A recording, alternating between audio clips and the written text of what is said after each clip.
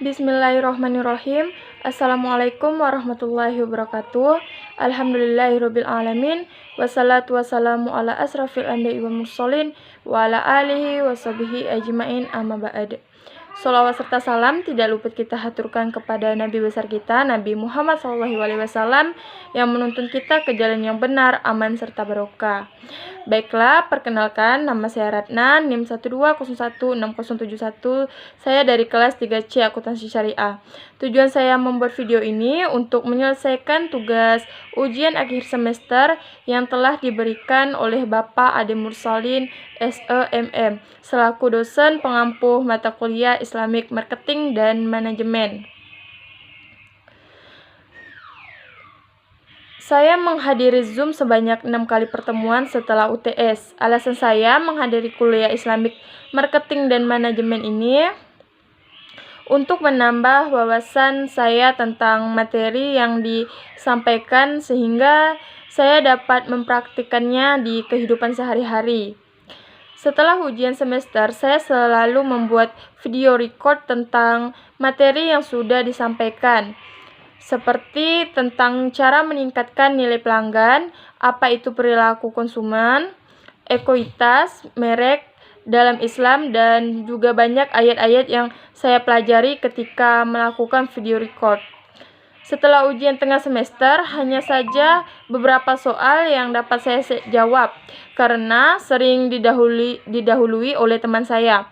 Kesan saya mengikuti mata kuliah Islamic Marketing dan Manajemen ini sangat baik. Saya juga mendapatkan banyak sekali ilmu yang tentunya akan berguna bagi saya ke depannya. Dan dengan mengikuti mata kuliah ini, saya dapat lebih memahami materi yang diberikan, dikarenakan tugasnya adalah diskusi dan kita juga disuruh mengulang materi dengan menjelaskan ulang melalui tugas video record YouTube di dalam Islamic Marketing dan Manajemen. Saya juga diajarkan mengenai cara untuk melakukan kegiatan analisis, perencanaan, dan pengendalian atas produk atau jasa. Selain itu, kita dapat mengenali persoalan-persoalan yang dihadapi oleh perusahaan dalam kegiatan memasarkan produk.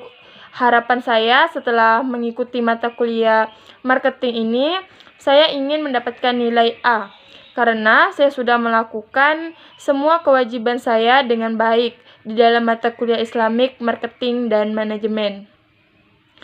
Saya selalu mengikuti mata kuliah Islamic Marketing dan Manajemen ini tepat waktu dan selalu aktif dalam mengumpulkan tugas tepat pada waktunya. Baiklah, selanjutnya saya akan membacakan beberapa surah. Yang pertama surah Ar-Ra'd ayat 21. Bismillahirrahmanirrahim. Wallazina yasiluna ma amarallahu bihi ayyusala wa yauna rabbahum wa yakhafuna su'al hisab. Artinya, dan orang-orang yang menghubungkan apa yang diperintahkan Allah agar dihubungkan, dan mereka takut kepada Tuhannya dan takut kepada hisab yang buruk. Kandungan surah Ar-Ra'd ayat 21, orang-orang yang menjalankan perintah Allah Subhanahu wa Ta'ala untuk menyambung tali persaudaraan, yaitu silaturahmi dan lainnya. Mereka takut kepada janji terhadap Tuhannya sehingga mereka tidak durhaka. Mereka takut kepada hisab yang buruk, sehingga mereka mengoreksi diri mereka sendiri sebelum mereka dihisab.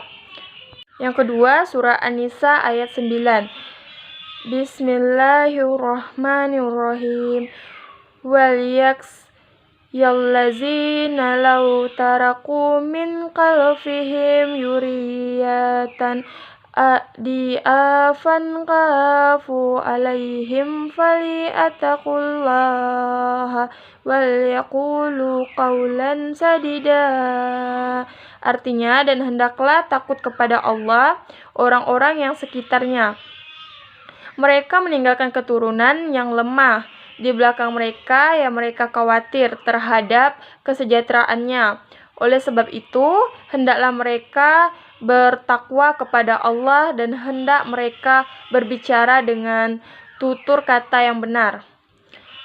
Isi kandungan surah An-Nisa ayat 9, dan hendaklah takut orang-orang yang seandainya meninggal dan meninggalkan di belakang mereka anak-anak yang masih kecil-kecil atau lemah, yang mereka takutkan mengalami kezaliman atau tak terurus, maka hendaknya mereka selalu merasa diawasi oleh Allah dalam memperlakukan orang yang berada di bawah tanggungannya dari anak-anak yatim dan anak-anak lainnya, yaitu dengan cara menjaga harta benda mereka, mendidik mereka dengan baik dan menyingkirkan segala gangguan dari mereka, dan hendaklah berkata kepada mereka dengan ucapan yang sejalan dengan semangat keadilan dan yang baik-baik.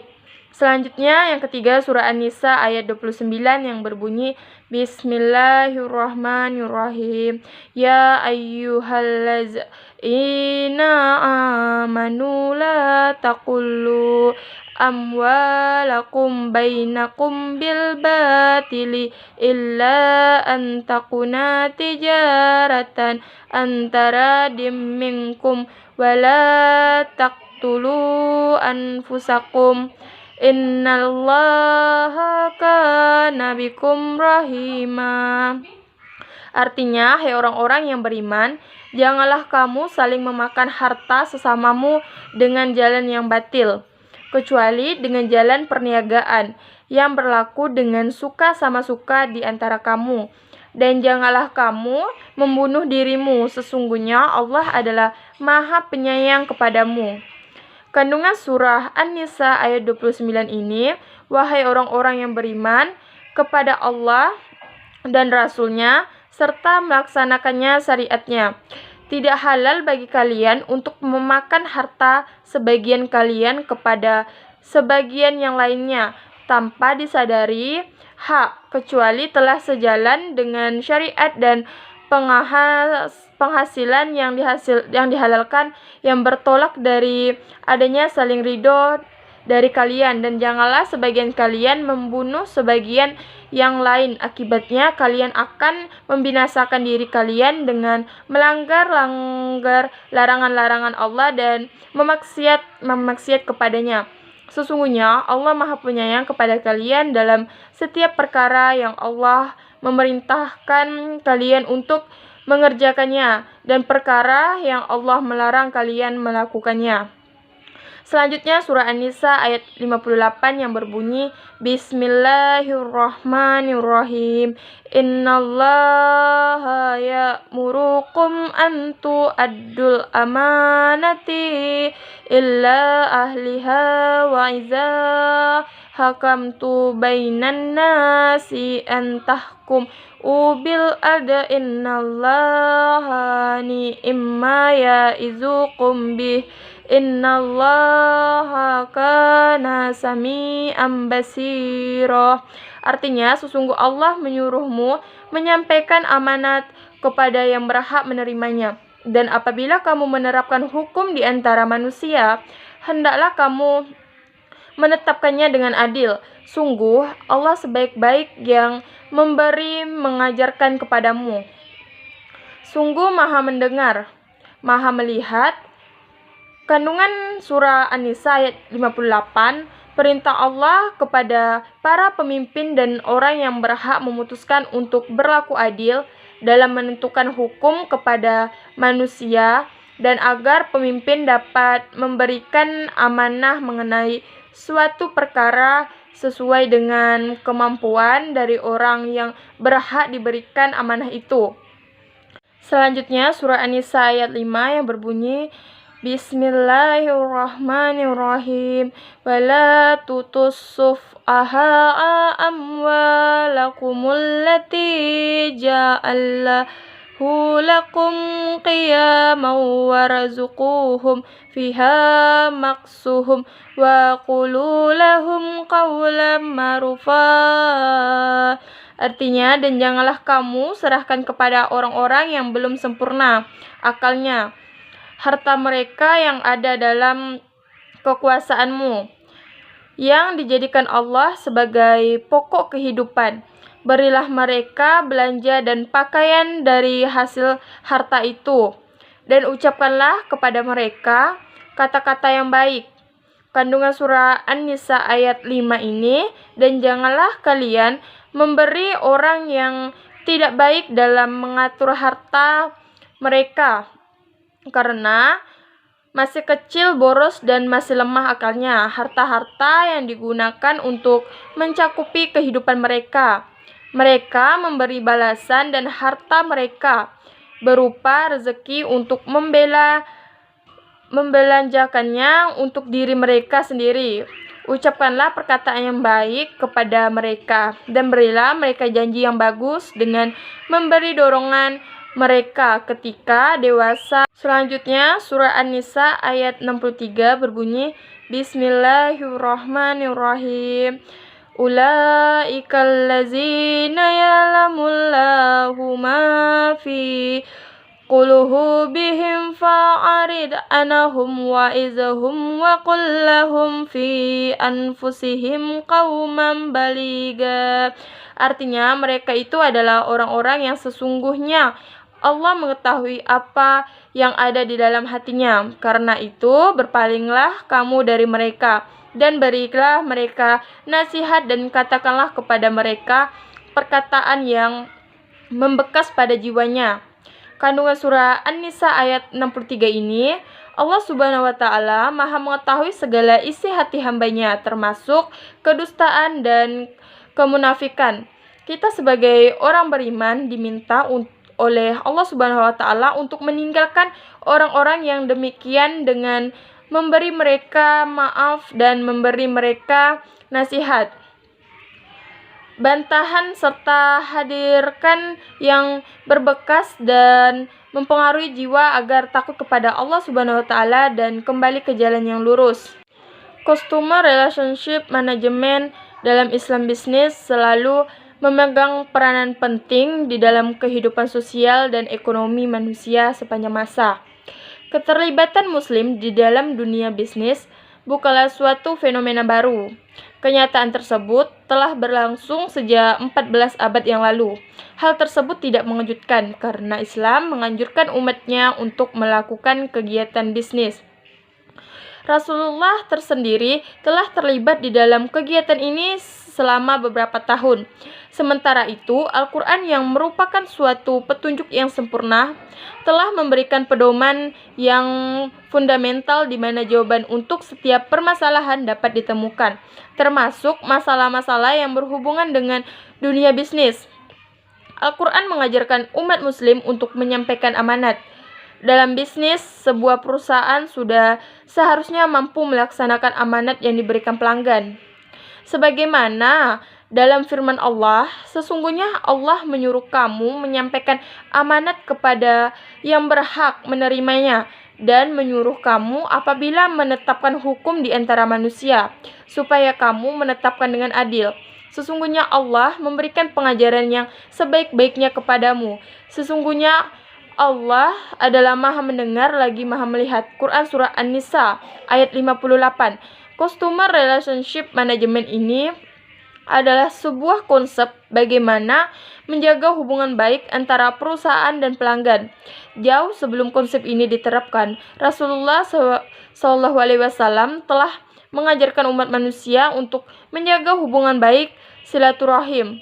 Dari Anas bin Malik R.A., Rasulullah SAW bersabda, barang siapa ingin dilapangkan rezekinya dan dipanjangkan untuknya umurnya, hendaklah ia melakukan silaturahim. Bukhari dan Muslim. Selanjutnya, di dalam sistem CRM ini juga memiliki fungsi yang harus diterapkan. Di antaranya adalah sebagai berikut. Yang pertama, menerapkan falsafah yang berorientasi pada pelanggan customer centric. Yang kedua, mengidentifikasi faktor penting bagi kebutuhan pelanggan. Yang ketiga, membangun proses pelayanan terhadap pelanggan secara maksimal. Yang keempat, mengadopsi pengukuran berdasarkan sudut pandang dari customer. Yang kelima, menyediakan dukungan kepada customer secara penuh. Yang keenam, menangani berbagai keluhan yang berasal dari pelanggan. Yang ketujuh, melakukan pencatatan terhadap setiap aspek dalam penjualan. Yang ke-8, membuat informasi yang berkaitan dengan pusat, layanan, dan penjualan dari customer. Manfaat CRM yang pertama, mendorong loyalitas pelanggan. CRM memungkinkan sebuah perusahaan untuk memanfaatkan informasi pelanggan, baik dari call center, website, maupun melalui staf pemasaran produk. Memberikan pelayanan yang baik kepada pelanggan dapat memberikan hasil yang positif bagi peningkatan bisnis Anda. Selanjutnya, meningkatkan efisien operasional kerja. Dengan adanya CRM, mampu untuk memberikan kemudahan dalam proses penjualan produk dan pelayanan. Selain itu, juga dapat mengurangi tingkat risiko dari turunnya kualitas pelayanan dan bebas cash flow. Selanjutnya, mengurangi biaya produksi. Penjualan produk memiliki skema yang lebih spesifik dan berfokus untuk menargetkan pelayanan terhadap pelanggan. Oleh karena itu, biaya yang dikeluarkan akan tercatat dan ditampilkan secara terperinci. Selanjutnya, ada meningkatkan time to market. Penerapan CRM mampu untuk mendapatkan berbagai informasi seperti data tren pembelian yang dilakukan oleh pelanggan. Kemudian juga menentukan waktu tepat dalam memasarkan sebuah produk. Selanjutnya, mendapatkan pendapatan secara optimal. Dengan menerapkan sistem CRM yang tepat, maka dapat meningkatkan loyalitas pelangganan, mengurangi biaya, time to market, dan meningkatkan efisien kerja, yang mana kesemua hal tersebut sangat mempengaruhi dalam memberikan keuntungan bagi perilaku bisnis. Adapun dimensi Customer Relationship Management CRM diantaranya yaitu identifikasi pelanggan customer identification, di mana perusahaan harus bisa mengidentifikasi pelanggan agar bisa diperlakukan sesuai yang diharapkan dan juga bisa menjadi ikatan yang saling menguntungkan. Yang kedua, membangun daya tarik terhadap pelanggan. Hal ini dapat berbentuk bagaimana cara perusahaan dalam memberikan sungguhan keunggulan perusahaan sehingga pelanggan atau calon konsumen tertarik untuk datang dan tertarik dengan produk yang ditawarkan. Yang ketiga, mempertahankan pelanggan yang ada. Pelanggan yang sudah menjadi bagian dari perusahaan, maka perlu dijaga baik hubungannya dengan memberikan fasilitas dan juga daya tarik tersendiri agar pelanggan tetap memilih produk perusahaan meskipun banyak saingan di luar perusahaan. Yang keempat, pengembangan pelanggan. Maksudnya memfasilitasi pelanggan yang bisa memberikan konsumen baru di perusahaan dan juga bisa berbentuk ajakan tawaran yang dilakukan pelanggan sendiri ke orang lain di sekitarnya. Faktor pribadi juga dapat mempengaruhi perilaku konsumen. Beberapa faktor penting yang mempengaruhi perilaku pembelian pribadi adalah gaya hidup, status ekonomi, pekerjaan, usia, kepribadian, dan harga diri. Contoh dari sikap yang mempengaruhi perilaku konsumen yaitu ketika saya ingin membeli makanan pada suatu merek dan saya baru pertama kali membelinya dan ingin mencoba apakah makanan tersebut enak atau tidak.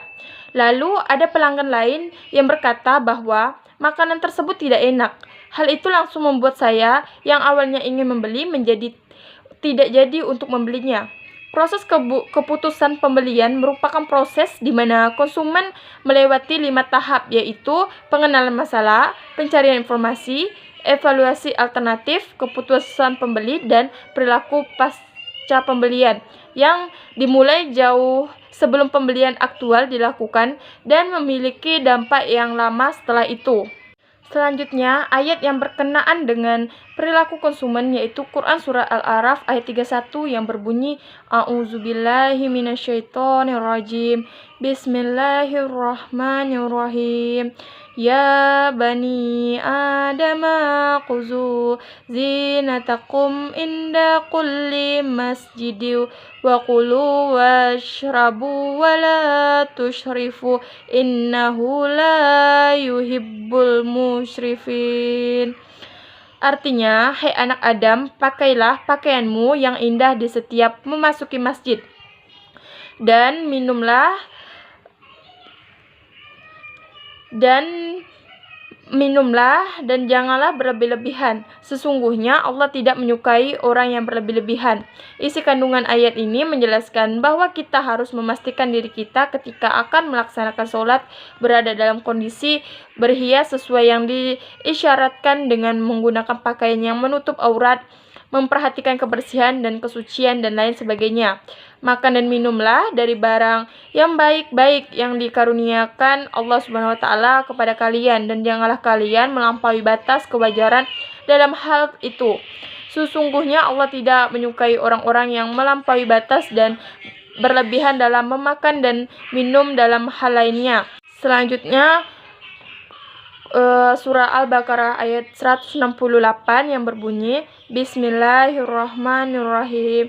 Ya ayyuhan nasu qulu mimma fil ardi halalan tayyiban wa tattabi'u khutuwati syaitan innahu lakum aduwwum mubin. Yang artinya, hai sekalian manusia, makanlah yang halal, lagi baik dari apa yang terdapat dari bumi, dan janganlah kamu mengikuti langkah-langkah syaitan, karena sesungguhnya syaitan itu adalah musuh nyata bagimu. Isi kandungan surah tersebut, wahai manusia, makanlah dari rizki Allah, Dia halalkan bagi kalian yang terdapat dari bumi, dan keadaan bersih, dan bukan najis yang bermanfaat dari tidak memadatkan, dan janganlah kalian mengikuti jalan-jalan sesat setan dalam menetapkan halal dan haram, bid'ah serta maksiat. Sesungguhnya ia adalah musuh kalian yang amat nyata permusuhannya. Baiklah, selanjutnya Quran surah Asy-Syu'ara ayat 181 sampai 183 yang berbunyi Bismillahirrahmanirrahim. Auful qaila wa la takunu minal muqsirin wazinu bil qistasil mustaqim wa la tabhasun nasa asya'ahum wa la tasaw fil ardi mufsidin. Artinya, sempurnakanlah takaran dan janganlah kamu termasuk orang-orang yang merugikan, dan timbanglah dengan timbangan yang benar, dan janganlah kamu merugikan manusia dengan mengurangi hak-haknya, dan janganlah membuat kerusakan di bumi. Kandungan ketiga ayat tersebut menjelaskan Syu'aib berkata kepada mereka, yaitu orang-orang yang suka mengurangi takaran timbangan, sempurnakanlah takaran bagi manusia, takaran yang penuh bagi mereka, dan janganlah mereka mengurangi hak-hak manusia, dan timbanglah timbangan yang adil lagi lurus, dan janganlah kalian mengurangi hak manusia sedikit pun dalam takaran timbangan dan lainnya, dan janganlah kalian melakukan berbagai macam kerusakan di muka bumi dengan perbuatan syirik, pembunuhan, perampasan, dan meneror manusia serta melakukan perbuatan maksiat. Surah Al-Anbiya ayat 105 yang berbunyi Bismillahirrahmanirrahim.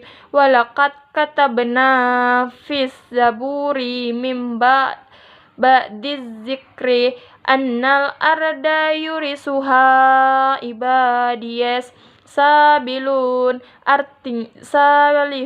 Artinya, dan sungguh kami telah tulis di dalam Zabur setelah tertulis di dalam Al-Zikr bahwa bumi ini akan diwarisi oleh hamba-hambaku yang soleh. Kandungan surat tersebut, dan sesungguh telah kami tulis di dalam Zabur, yakni kitab Zabur yang telah diturunkan oleh Allah Subhanahu wa taala. Sesungguhnya sesudah adanya peringatan yang dimaksud adalah umul kitab atau Al-Qur'an yang telah ada di sisi Allah, yakni di Lauh Mahfuz. Bahwasanya bumi ini, yakni bumi surga, diwariskan kepada hamba-hambaku yang soleh, yakni siapa saja di antara hamba-hambaku yang soleh. Selanjutnya surah Ad-Duha ayat 8-10 yang berbunyi Bismillahirrahmanirrahim. Ayat 8. wa wajadaka ailan fa'aghna. Artinya, dan dia mendapatimu sebagai orang yang kekurangan lalu ia memberikan kecukupan. Isi kandungan ayat ini menjelaskan mengenai Allah mendapatimu miskin namun memiliki tanggungan keluarga yang banyak. Kemudian Allah menjadikanmu kaya dengan rezeki yang Dia berikan kepadamu. Surah Ad-Duha ayat 9 yang berbunyi Bismillahirrahmanirrahim. Fa ammal yatima fala taqhar. Artinya, sebab itu terhadap anak yatim janganlah kamu berlaku sewenang-wenang. Isi kandungan tersebut, maka janganlah engkau berbuat buruk terhadap anak yang ditinggal mati ayahnya ketika kecil dan janganlah engkau rendahkan dia. Selanjutnya surah Ad-Duha ayat 10 yang berbunyi Bismillahirrahmanirrahim. Wa ila fala tanahar. Artinya, dan terhadap orang yang meminta-minta janganlah kamu menghadirkan. Isi kandungannya, dan terhadap orang yang meminta bantuan dan sedekah janganlah kamu mencacinya, namun berilah dia bantuan atau tolaklah dia dengan lembut dan sopan. Perilaku konsumen adalah studi tentang bagaimana seseorang membuat sebuah keputusan untuk belanjakan sumber daya yang mereka punya, misalnya uang, waktu, dan tenaga mereka untuk mendapatkan produk yang akan dikonsumsi. Sedangkan ekuitas merek adalah berbagai aset dan juga keterpercayaan merek yang berhubungan dengan suatu brand tertentu, baik itu nama ataupun simbolnya, yang mampu mengubah nilai yang diberikan atas suatu produk, barang, atau jasa, baik itu pihak pemasar ataupun pihak pelanggan. Ekuitas merek yang tinggi memberikan sejumlah keunggulan kompetitif, antara lain yang pertama, perusahaan akan menikmati penurunan biaya pemasaran karena tingkat kesadaran konsumen dan loyalitas konsumen yang tinggi. Yang kedua, perusahaan akan memiliki tuasan dagang dalam berunding dengan para distributor dan pengecer karena ada maksud untuk menjual merek tersebut. Yang ketiga, perusahaan dapat mematok harga yang lebih tinggi dibandingkan para pesaing karena merek itu mempunyai mutu yang tinggi menurut anggapan para konsumen. Yang keempat, perusahaan dapat dengan mudah meluncurkan perluasan merek karena nama merek mempunyai kredibilitas yang tinggi, yang pada dasarnya memberikan nama atau merek adalah sangat penting. Coba sebutkan dan baca beserta arti isi kandungan ayat Quran yang mendukung pernyataan ini, yaitu surah yang mendukung pemberian atau nama atau merek ialah surah Al-Baqarah ayat 31 yang berbunyi Bismillahirrahmanirrahim. Wa 'allama Adamal asma'a kullaha summa aradahum 'alal malaikati faqala anbi'uni bi asma'i haula'i in kuntum shadiqin. Artinya, dan dia mengerjakan kepada Adam nama-nama benda seluruhnya, kemudian mengemukakannya kepada para malaikat, lalu berfirman, sebutkanlah kepadaku nama benda-benda itu jika kamu memang benar orang-orang yang benar. Isi kandungan sebagai penjelasan keutamaan Nabi Adam alaihi wasallam, Allah mengajarkan kepadanya nama-nama segala sesuatu, kemudian mempertunjukkan objek-objek tersebut di hadapan para malaikat sembari berfirman kepada mereka, memberitahukan kepadaku nama-nama semua objek yang ada itu, jika kalian memang berkata benar bahwa kalian lebih pantas untuk dijadikan khalifah di muka bumi ini daripada mereka. Faktor yang mempengaruhi pembelian konsumen antara lain yang pertama, faktor pribadi. Faktor ini termasuk minat dan pendapat seseorang konsumen secara khusus. Faktor ini juga dipengaruhi oleh faktor demografi seperti usia, jenis kelamin, budaya, profesi, latar belakang, dan sebagainya. Faktor yang kedua, faktor psikologis. Faktor psikologis meliputi respon individu berdasarkan persepsi dan sikapnya terhadap campaign secara khusus. Faktor ini juga termasuk persepsi dan sikap individu tentang kebutuhan sebagai konsumen. Yang ketiga, faktor sosial. Faktor ini meliputi pengaruh lingkungan, hingga pengaruh media sosial terhadap keputusan konsumen, kelas sosial, pendapatan, dan tingkat pendidikan juga tercakup dalam faktor ini. Topik yang dijelaskan dalam video YouTube ini ialah proses pengambilan keputusan konsumen dalam pembelian. Materi-materi yang ada di dalam video ini yang pertama membahas mengenai tahap-tahap pengambilan keputusan dalam pembelian, kendala apa saja yang terdapat dalam pengambilan keputusan, dan faktor yang mempengaruhi konsumen dalam pengambilan produk.